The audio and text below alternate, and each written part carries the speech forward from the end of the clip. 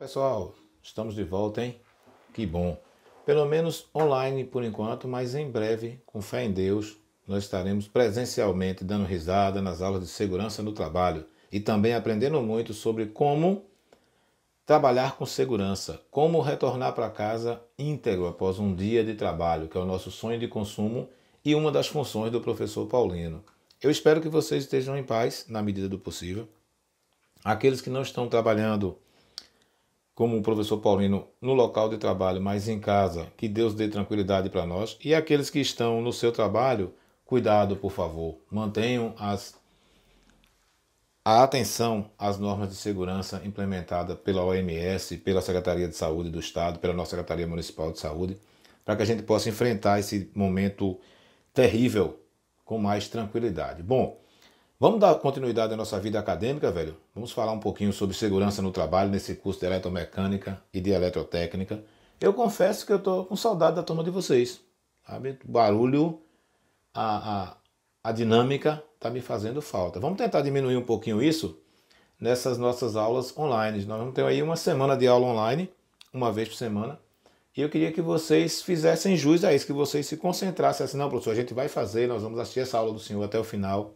Não pula o vídeo, tá? Tenta ouvir tudo aí. Se não conseguir entender, pausa, volta. Se não conseguir entender, nós vamos marcar essa semana aí um dia para a gente tirar dúvida pelo WhatsApp mesmo. A gente vê um horário legal lá no grupo da gente e a gente programa um dia para a gente fazer um bate-papo, talvez online, a depender de como vocês estiverem, ou talvez mesmo via Instagram ou WhatsApp. Mas eu preferia que fosse online. Vamos tentar pensar isso durante essa semana. Eu vou colocando algumas informações lá no grupo, ok?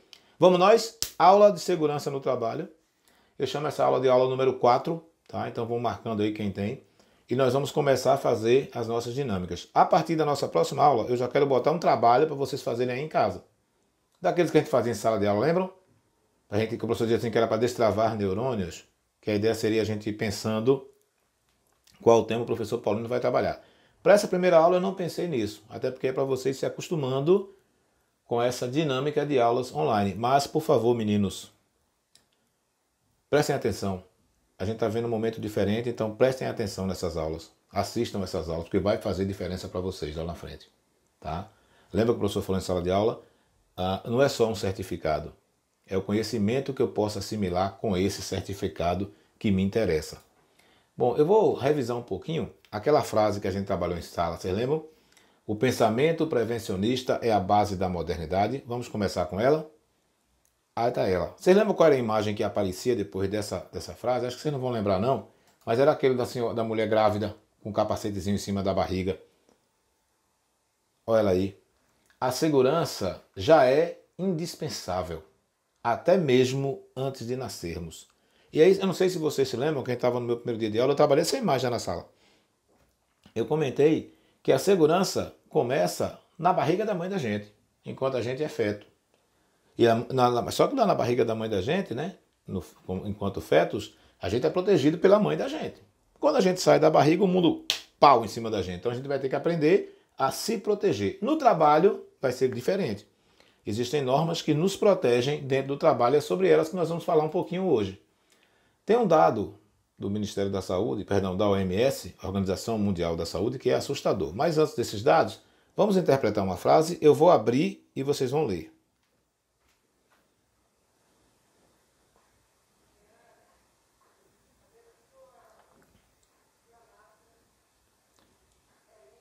Pronto. A incidência de acidentes de trabalho, embora seja grave e faça parte de várias estatísticas negativas, parece ainda não chocar e indignar o conjunto de nossa sociedade. O que é isso?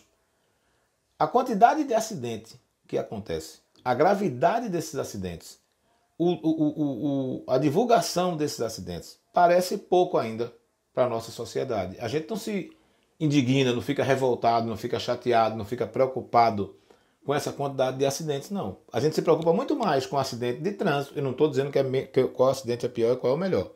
Eu estou falando que a sociedade tem um olhar diferente para cada tipo de acidente. E o acidente de trabalho, durante muito tempo, ele foi negligenciado, como se fosse algo que fizesse parte da função. Como se trabalhar, o mecânico, perdão, o eletricista, do trabalho dele tomar choque. De maneira nenhuma. O cara não quer tomar uma descarga elétrica.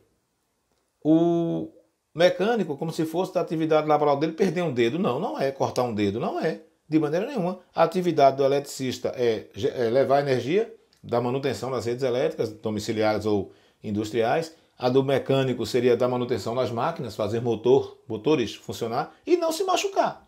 De onde vem essa leitura que a gente tem que se machucar no trabalho? É como se eu dissesse que todo professor tem que ficar rouco, tem que perder a voz, tem que ficar maluco, porque é muita gente para ele gerenciar. Não existe isso. A sociedade precisa, nós precisamos entender que o trabalho tem que ser seguro. O desenrolar do trabalho tem que ser seguro. Por isso que nós temos as normas de segurança. Ainda dentro dessa perspectiva, eu falei lá atrás, a OMS, perdão, é a OIT, Organização Internacional do Trabalho, repetindo, a OIT tem dados assustadores. Eu vou abrir agora só para a gente poder ter uma ideia. Olha para esse primeiro dado. 250 milhões de acidentes de trabalho por ano no mundo. Aí você imagina, meu Deus, 250 milhões de acidentes por ano vai dar aí quase, sei lá, 10 por mês, 10 milhões por mês, dariam 120 milhões. Então, 20 milhões, 20 acidentes, 20 milhões, né, por mês, dariam 200, são mais de 20 milhões de acidentes mês no mundo. Aí você pega 20 milhões e divide por 30. Vai dar quase mais de 700 mil acidentes de trabalho por dia no mundo. E não era para chamar a atenção da gente isso? Era. Aí a gente tem que pensar, né? Por que isso acontece? Vamos para mais alguns dados? Para a gente ficar familiarizado.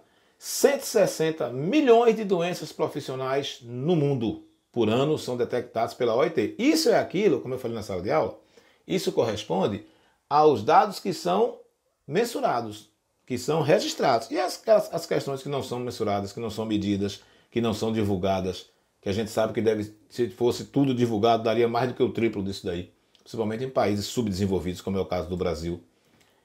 Acontece, em média, 2,3 mortes, 2,3 milhões de mortes dentro desses 250 milhões de acidentes. É muita gente que morre por ano executando o seu trabalho. E a gente tem que pensar, mas professor, por que essas pessoas morrem tanto? É simples, porque se negligencia, ou melhor dizendo, porque deixa de fazer as normas de segurança. Deixa de ficar atento às normas de segurança. Acha que tudo é besteira. Acha que tudo é bobagem. Esses números, eles podem se tornar bem mais graves quando a gente compara com outros. Eu vou abrir os dados e a gente vai discutir um por um, ok? Nós temos aí 3 dados. As mortes no trânsito, as mortes por violência e as mortes por vírus, como o HIV, que é a AIDS, né? No trânsito, morrem em torno de 900 mil pessoas por ano. 900 mil pessoas morrem no trânsito e o povo fala assim, meu Deus, o trânsito do Brasil mata mais, o trânsito no mundo mata mais do que uma guerra. Aí você pensa, 9,3 é menos da metade do que morre no trabalho. Que menos, muito menos da metade do que morre em acidentes de trabalho, a gente não discute. Por violência, 560 mil. Morre quase 4 vezes mais pessoas trabalhando do que por violência nas grandes cidades. E o HIV mata bem menos do que o trabalho. Aí você imagina, meu Jesus, a gente tem campanha contra acidente no trânsito, campanha anti-violência, anti-desarmamento, campanhas preventivas sobre HIV, para evitar HIV, e campanhas preventivas para acabar com o acidente do trabalho. Acontecem quando? Eu respondo. As campanhas preventivas para acabar com o acidente de trabalho só acontecem na CIPAT, ou na CIPAT-MIN, que é a Semana Interna de Prevenção de Acidentes. O que é que a gente faz? Senta lá e fala, que saco! Vai começar essas discussões bestinhas. Eu queria ir embora. Essa meia hora que eu tenho aqui livre, eu podia muito bem estar indo para casa para descansar. Aí, na outra semana, essa criatura vai sofrer um acidente. De quem é a culpa? A culpa é da empresa, porque não dá os equipamentos. A culpa é do técnico, porque não estava lá vistoriando. A culpa é do espaço físico. Não, a culpa também é minha, porque eu negligenciei o meu cuidado com essas informações. Tá? O cuidado com a minha segurança. A gente precisa, já falei nessa sala dela várias vezes, a gente precisa ter noções de segurança no trabalho. Pensando nisso, noções sobre segurança do trabalho. Primeiro passo, o que é segurança do trabalho? Já está aí o conceito. Aí o cara lê lá, né? Os conjuntos de medidas que são adotadas visando minimizar os acidentes de trabalho, doenças ocupacionais, bem como proteger a integridade e a capacidade de trabalho do trabalhador. Ou frase bonita, professor. Segurança no trabalho nada mais é do que as normas de convívio no trabalho e social para que a nossa atividade laboral, que é o nosso trabalho, não seja comprometida. O objetivo principal da segurança no trabalho é proteger a integridade e a capacidade de trabalho nossa. Então eu tenho que ver o técnico de segurança no trabalho como alguém que está ali para me ajudar, para me orientar, para fazer eu voltar para casa tranquilo. E aí a gente tem que pensar, essa segurança no trabalho vai estudar o quê? Aqui eu trouxe um quadro, e eu vou só pincelar algumas, de algumas áreas que a segurança do trabalho atua. Por exemplo, higiene e medicina do trabalho. A gente já entende isso. Higiene e medicina do trabalho a gente já entende. São os exames admissionais, demissionais, aquelas normas de higienização que a gente já tem no trabalho, como lavar a mão. Agora, com o coronavírus, isso vai potencializar. Perceberam? Os meninos da mina vão entender o que eu estou falando. Agora, todo mundo sabe o perrengue que vocês passam para ficar com máscara. Só que tem um detalhe, a galera aqui sabe mais ou menos, porque neguinho sabe o que é ficar com máscara aqui fora. Que tem ventilação, que tem movimentação. Agora lá embaixo, quem trabalha no subsolo sabe do que eu estou falando. As pessoas que estão usando luva agora vão entender a agonia dos mecânicos mais antigos, que têm dificuldade de colocar uma luva na mão para trabalhar. Porque não é fácil você manusear equipamentos sem usar o seu tato, que a gente está tão acostumado. Mas em compensação vai trazer para a gente agora, esse coronavírus, várias coisas. Uma delas é o quanto nós precisamos ter cuidado com a nossa saúde.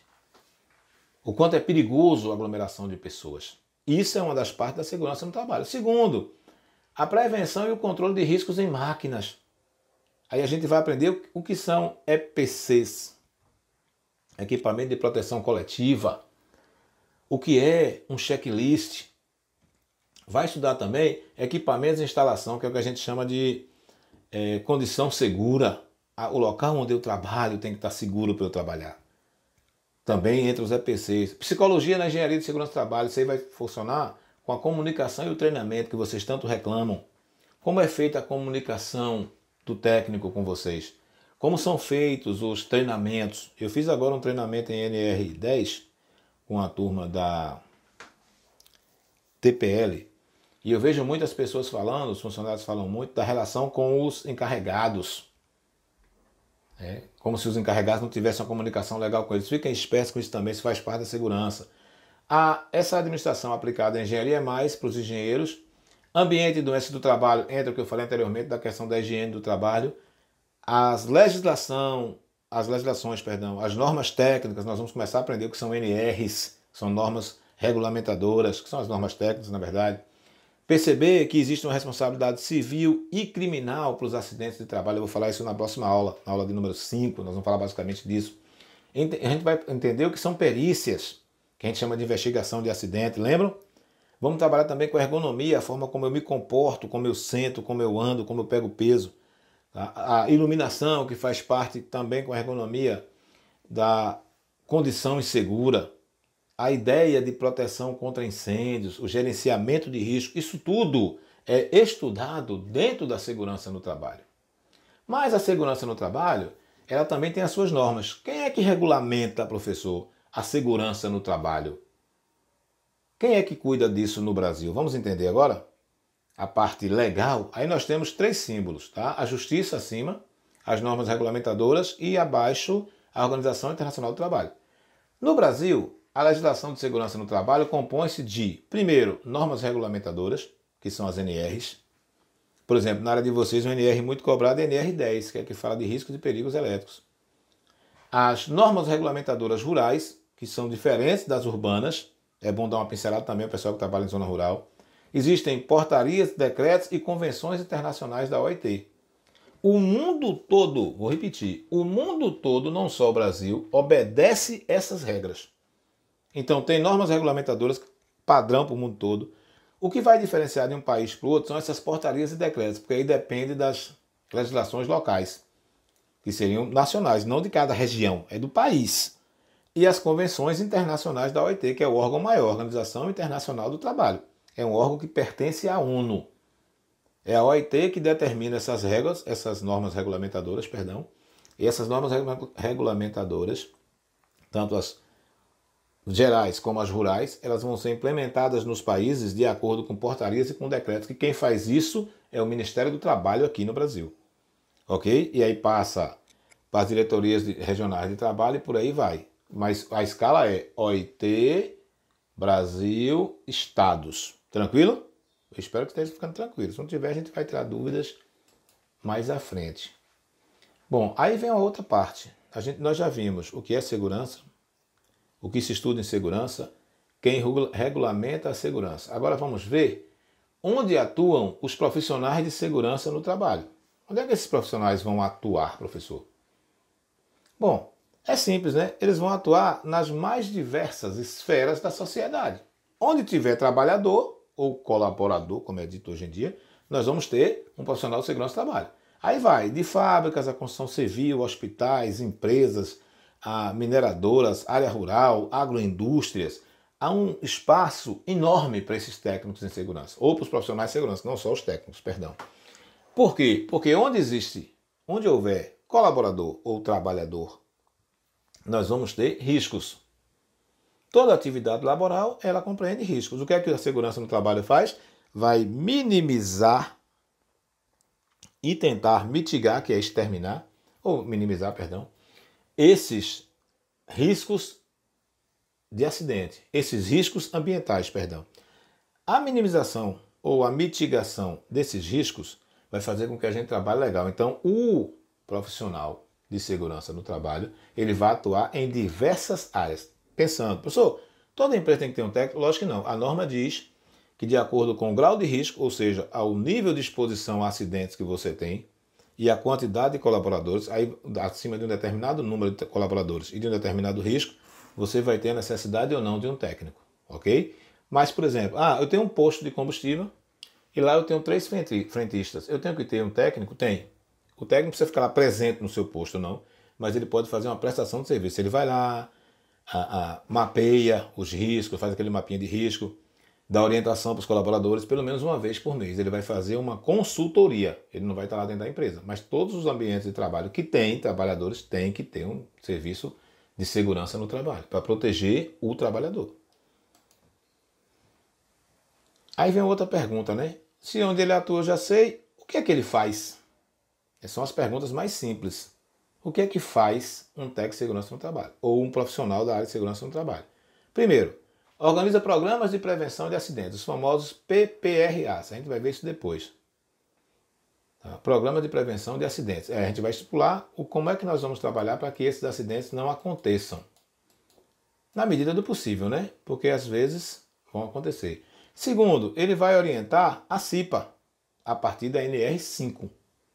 O que é a CIPA? Aí o cara fala assim, Comissão Interna de Prevenção de Acidentes. Aí o professor não fala, eu não pedi, perguntei o que é, o que significa, eu perguntei o que é.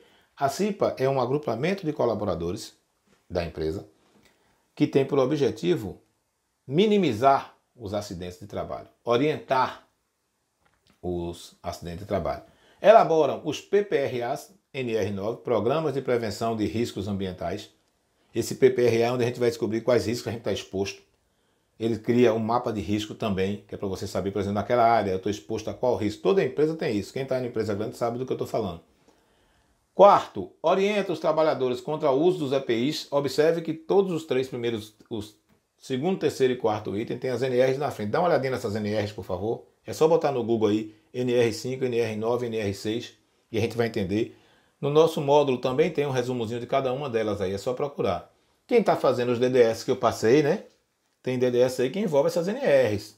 Tá? Então já deve estar mais atento. Cuidado com isso. Orientar os trabalhadores quanto ao uso de equipamentos de proteção individual, que são os EPIs. Fazer inspeções de segurança, que é o que a gente não gosta muito, né? Que é o técnico passar pela área da gente e está me fiscalizando, está me observando. Não. O cara está fazendo inspeções para ver se o ambiente está seguro. Se o seu trabalho está sendo feito bem feito, de forma coerente. Tá? Cuidado com isso. Elaboram os laudos técnicos, né? Tanto de prevenção quanto de, como é que eu vou chamar? De relato de acidente, que é a parte que a gente não gosta de fazer. Organizam e ministram palestras e treinamentos. São os técnicos que fazem as palestras e os treinamentos, apesar de que Agora as empresas criaram o hábito de chamar qualquer pessoa para fazer treinamento. E não estou menosprezando as pessoas, mas eu acho que treinamento e palestras voltadas para a área de segurança têm que ser feitos por profissionais da área de segurança. Por exemplo, você não vai chamar um médico para falar sobre problemas odontológicos. Você vai chamar um odontólogo. Você não vai chamar um fotógrafo profissional para o cara falar sobre tecnologia da informação. Então, cada um dentro da sua área.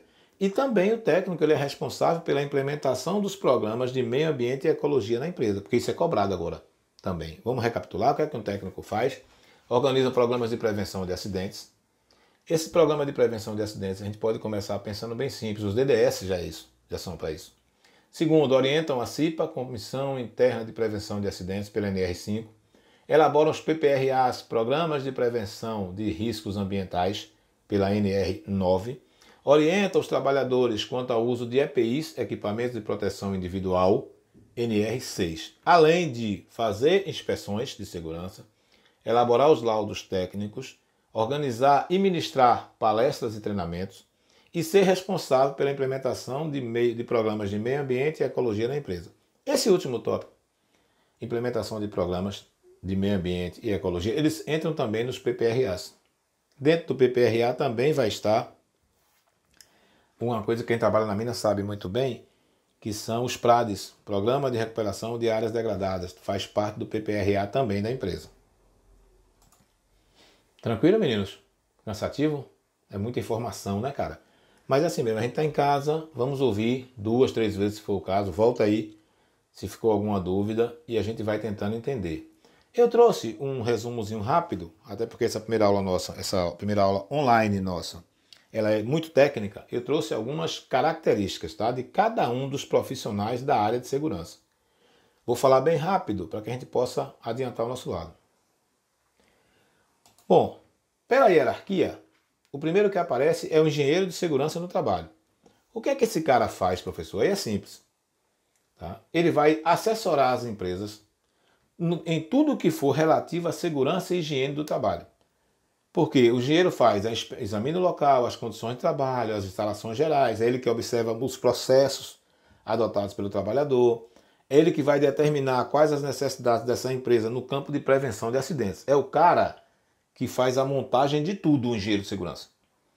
Professor, o que é necessário para ser engenheiro de segurança? Você vai ter que fazer um curso de engenharia, de qualquer área, civil, mecânica, você tem que ter um curso de engenharia, e aí depois você faz uma especialização em segurança no trabalho. Aí você vira engenheiro de segurança no trabalho. Um técnico pode virar engenheiro só se ele fizer um curso de engenharia. Então o engenheiro, hierarquicamente, é o primeiro.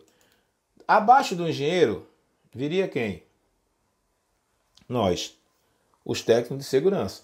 E aqui é mais fácil, porque a gente tem muito contato com essa galera.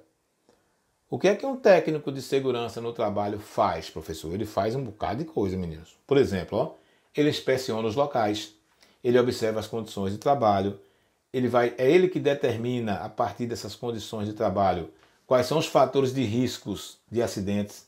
É ele que estabelece as normas e dispositivos de segurança necessários para aquele espaço. É ele que vai sugerir modificações nos equipamentos, a troca de equipamento, a mudança de local, a reposicionamento de máquinas e instalações, pensando sempre em prevenir acidentes. Então esse camarada, o técnico de segurança, meninos, é alguém para a gente ter perto de nós. Traz esse cara para perto da gente, conversa com ele, quando ele estiver no campo, fala para ele, ó, isso aqui não está funcionando bem não.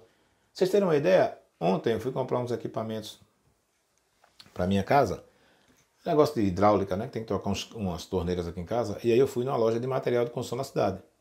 Que durante esse período de coronavírus, esse período de isolamento social, todo mundo adotou uma medidazinha simples da gente ficar 1,5 metro de distância, né? Assim. Aí lá nessa loja que eu entrei tem uns balcões e os meninos botaram uma fita zebrada de distância do balcão. Aí quando eu entrei tem um ex-aluno meu lá. Aí eu comecei a comprar o material e tal. Ele falou, professor, depois o senhor vem aqui para o senhor dar uma arrumada com a gente nessas questões de segurança, porque a gente não está muito dentro do padrão, não. Aí os colegas começaram a rir dentro da loja, pá, né? Aí eu falei, não, tudo bem, cara, mas eu venho aí, pra gente poder parar com essas risadinhas, a gente poder entenderem. Aí o menino fez, mas professor, o senhor quer dizer que tá errado o que a gente fez aqui? Eu fiz, tá, porque vocês não colocaram nem 40 centímetros aqui. E aí a gente pensa, né? Eu botei uma fita zebrada, botei uma sinalização para você manter distância do balcão, mas eu não obedeci a distância que o Ministério da Saúde está mandando e que nem a OMS está mandando, tá? Que é a Organização Mundial de Saúde. Então não adianta nada eu botar uma fita zebrada para identificar, e todo mundo sabe que fita zebrada significa não ultrapassar, e as pessoas não colocam, por exemplo, eu não quero que você encoste no meu equipamento. E a norma diz, do equipamento para o isolamento, que seria a fita zebrada ou as barras de contenção, vai ter que ficar a 1,5 m, 2 metros de distância. Se você botar 50 centímetros, não adiantou nada aquilo. Porque com 50 centímetros de distância eu consigo esticar meu braço e pego na máquina. A ideia do distanciamento é para que as pessoas não tenham contato físico com essa máquina. Tranquilo aí, meninos? Então o técnico faz isso. Além do técnico e do engenheiro, nós temos a equipe de saúde. Lembra que é a equipe de segurança e saúde no trabalho? Aí vem, depois do técnico e do engenheiro, vem o médico. O médico do trabalho, o que é que ele faz? Muita coisa. Mas para nós, a gente só conhece o médico pelos exames periódicos. Ou de admissão ou de demissão, não é assim? E também quando a gente sofre algum acidente, que aí o camarada médico da empresa vai lá e nos atende. Ou quando alguém passa mal na empresa. Mas o médico ele vai executar exames, óbvio. Ele vai cuidar daqueles que estão expostos ao maior risco de acidente no trabalho. Ele vê as questões das doenças, faz exame clínico, né? Os trabalhos de um médico como um todo. Só que esse médico aí, ele é voltado para a empresa. É o camarada que trabalha dentro da empresa. Então, é uma equipe de segurança formada primeiro pelo médico, depois por um engenheiro, por um enfermeiro, por um enfermeiro. Você vai ter um enfermeiro do trabalho que vai assessorar esse médico, né? Como? Ele vai estudar as condições de segurança e de periculosidade da empresa, vai observar em loco o trabalho, vai discutir com as equipes para ver quais são as necessidades no campo da segurança e higiene e a melhoria no trabalho. Então, a enfermagem ou o enfermeiro do trabalho são os olhos do médico na empresa. Mas nem toda empresa tem enfermeiro do trabalho. Só empresas de grande porte. A maioria tem o médico e esse próximo profissional aqui, que é o técnico de enfermagem do trabalho. Professor, qualquer técnico de enfermagem pode ser técnico de enfermagem de trabalho? Não, tem que fazer uma especialização na área. O que é que ele faz? Ele vai fazer as mesmas tarefas que um auxiliar de enfermagem, porém ele vai atuar nas dependências de empresas, de indústrias, de fábricas, onde há trabalhadores em ação. Tá? Normalmente as empresas têm o médico e o técnico de enfermagem, que é aquela pessoa que assessora o médico em eventuais problemas de saúde. Bom, a gente finaliza por aqui a nossa aula de número 4. O professor Paulino gostaria de saber se existem algumas dúvidas com relação a isso, ao que foi discutido aqui por nós. Se não houver dúvidas, o que é que vocês acham da minha sugestão de uma próxima aula de a cada uma vez por semana a gente fazer uma vez por semana, a gente fazer uma aula ao vivo para a gente poder bater um papo ou pelo próprio WhatsApp para a gente tirar algumas dúvidas, tá certo, meninos? Bom, primeiro, obrigado pela atenção de vocês, como eu falo sempre em sala de aula. Foi muito legal esse retorno desse nosso contato. Espero que vocês tenham gostado também. Sei que tem alguns aí que já estão doidos para mudar a aula, mas revisem essa aula, revejam essa aula. Vê se ficou alguma dúvida nas falas do professor aí. Vê se tem algo que fugiu do que a gente discutiu em sala de aula e aí a gente tira essas dúvidas via WhatsApp primeiro. Tá? Mas nada de bombardear o WhatsApp com várias perguntas. A gente monta um grupozinho, aí pensa, minhas dúvidas são, manda 3 ou 4 dúvidas de vez e o professor responde. Presta atenção em mandar as perguntas para ver se alguém não já fez essa pergunta lá em cima. E aí a gente entra nesse grupo e o professor tira as dúvidas. Eu vou entrar nesse grupo de WhatsApp do CETEC. Essa aula vai ser essa aula de segunda-feira. Eu vou entrar no WhatsApp na terça. Então, terça à tarde eu vou dar uma olhada no WhatsApp da turma de vocês para ver quais são as dúvidas. Aí respondo as dúvidas. Aí posto uma nova aula terça. Quando for quarta eu olho. Tranquilo isso? Ok. Estamos combinados, então fiquem com Deus. Continue atento às instruções normativas da OMS, Organização Mundial de Saúde. Fiquem em casa, por favor. Estudem e até o nosso próximo encontro, se Deus nos permitir.